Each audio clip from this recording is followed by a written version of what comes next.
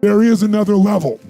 The only reason you keep saying there isn't is you feel so exhausted about where you are. But life, the universe, or God is just testing you because there is another level. If this is good, giant jump to excellence, giant from good, poor to good to excellence. There's a level where all your dreams are realized. There's a level that you've always dreamed about. It is real. It has not gone away. But it takes that extra burst when you think there's nothing left, there's no way, you've tried everything 10 million times and you keep going. It's almost like God is saying, if you keep hitting this wall enough times, I will see that you will not stop, that you are filled with that level of determination, faith, and courage, and then the door opens and you get to that next level. But what most people don't know is, the next level is just 2 millimeters above. And it's called outstanding, ladies and gentlemen, outstanding. What's it called? What's it called? What's it called? Outstanding, magnificent, unstoppable, extraordinary, not excellent. It's a different level. It's a level where you are not one of the best, you are the best. And you know what's amazing? You only have to be 2 millimeters more than everybody else and you get everything. You get the joy, the laughter, the fun, the family, the passion, the economics, the freedom, the spirit. It's all there. What Jerry Maguire called the Quan, baby. All of it. And it's just 2 millimeters above, and most excellent people give up because they're exhausted. And there's some people that go, the harder I hit it, the more I hit it, sooner or later it's going down, I'm not stopping. And when you do that enough, it pops open. I would like to know, when you're in that moment failing, and you have to keep going, what do you say to yourself? What if? A lot of times I'll be in a 200-mile run or something like that, and I'm all jacked up. Body's broken, mind's broken, spirit's broken. I start to say, what if I can pull this off? When I first walked into the Navy SEAL recruiter's office, he looked at me and said, there's only been 35 African Americans in 70 years make it through. You know what I said to myself? What if I can be the 36th? It's the what if I can pull off a miracle. What if I can become someone that no one thinks I can be? And just me talking about that, I have the hair going up on my arms, because it makes me just like, what if I can be that guy that people who call nigger and this and that, and now I'm speaking at Tom Ferry's event. It's hard changing your life. It was hard when just over 3 years ago, in the Penobscot building in Detroit, Michigan, where I was operating my business, and I fell on some hard times, and I was sleeping in my office. It was hard coming into the lobby, and the security said, excuse me, Mr. Brown, can we see you for a moment?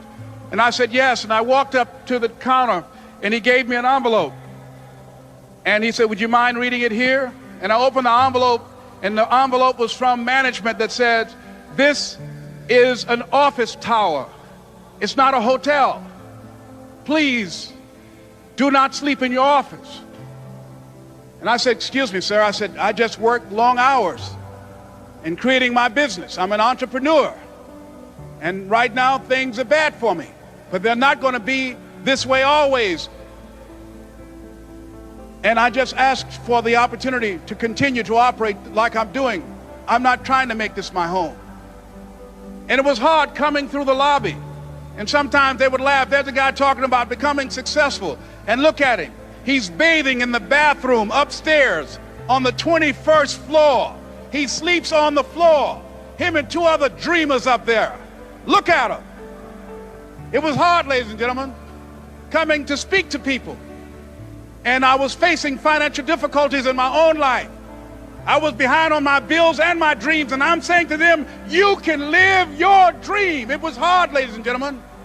It was very difficult to pick myself up each day believing that I could do it. There were times that I doubted myself. I said, God, why is this happening to me? I'm just trying to take care of my children and my mother. I'm not trying to steal or rob from anybody. Why did this have to happen to me? It was very hard. And here's what I want to say to you. For those of you that have experienced some hardships, don't give up on your dream. No one could have convinced me by holding on, by continuing to push forward, by continuing to run toward my dream, that one day I would have my own talk show. It's a long shot, ladies and gentlemen, from Liberty City, an abandoned building on a floor, never knowing my mother or father. It's a long shot. Being here with you today in this dome in Atlanta, it's a long shot. No college training, labeled educable, mentally retarded, but I kept running toward my dream. Here's the concept of the book. You know, as we had talked about the power broke and the fact that I wanted to get people to realize, stop using the fact that you don't have money as an excuse. I understand everybody else in the world tells you you need money to make money and all that other kind of stuff. Yep.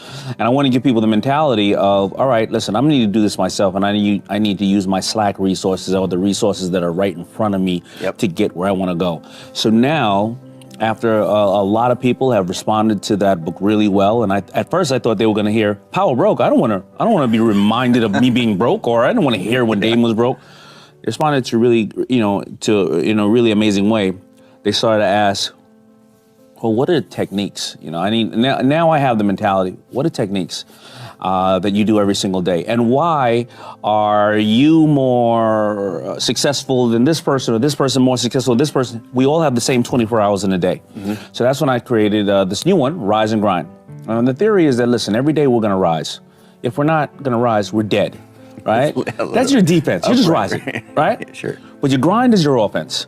And I've studied, I believe, I've studied dozens of subjects, but I put about 16 subjects in this new book, and they range from everywhere from award-winning actress Catherine Zeta-Jones to Carlos Santana, to our crazy friend Gary Vee, to a young man named Kyle Maynard who was born with no arms and no legs, and Army crawled Mount Kilimanjaro. I'm sure you know him as well. To various other people, Brian Lee, who started Shoe Dazzle and with Kardashians, with Kardashians, LegalZoom, and then all of a sudden he does Honest Company with Jessica Alba. I love that story. He wanted to be a rapper. He wanted to be a rapper. I think he's a young he was a young Asian man who told his parents he's moving to New York to be a rapper. I'm not even going to tell you his rapping name. I'll let you read the book. I asked them all the same questions, and then some different ones. What do you do the first 90 minutes of your day? What do you do the last 90 minutes of your day? What did you do when you were 20 that you no longer do when you're 40? What did you do when you were 20 that you forgot to do? And then when you started doing it again when you were 40 or 50, you realized what got you back to this point. Yeah. And I found probably over 50 things in there that everybody did in some way or another very similar. Whether in the Joel Osteen, whether it's in the morning they either prayed, meditated, mentally like me, set a goal, and zoned out. They took some time for themselves. Yeah. And I found various other things, and it's amazing and fascinating. So this is what I wanted to create for people, because I wanted them to either say, I'm on the right track, I'm doing something, everybody was laughing at me when I do this, or maybe I should try this one, or this one doesn't work as well as this one. Yeah. And I've been using it myself, a lot of the stuff. And it's been working for me too. It's been helping improve my life. And I'm a student of my books, because I'm trying to ask them the same exact thing that other people want to know. There's different types of people in this world. And one thing that we're all going to deal with is like difficulties in our tasks, trying to become successful. As good as things get, you got to have the same amount of bad that's going to try to impede your progress. Whether it be people, whether it be the IRS, whether it be whatever. Something will rear its ugly head and try to block you. Now, a lot of people can't handle that shit. When you have a vision and something or someone throws a curveball, it hurts, it stings, right? It's like your baby, and now I can't put my baby out there like I want to do it. So it really throws people off. They get really negative, they may get depressed, they may want to stop, they may want to just go back to their 9 to 5. That's fine. It's not for everybody to push through. But for those who can push through, like he said, the difference between those who really succeed and those who don't are the ones who, when they're faced with whatever these difficulties are, they're like, I'm going to keep pushing through. I'm going to keep pushing through, because it sounds corny and cliche, but it's always sunshine after the rain. You know what I'm saying? Rain don't last that long. You got to know that, be aware of that. That's something you can take with you through everything in life. But in business, you cannot stop because things are not going right at the time, because it's going to happen. I've dealt with it. I'm sure I'll deal with it again at some point.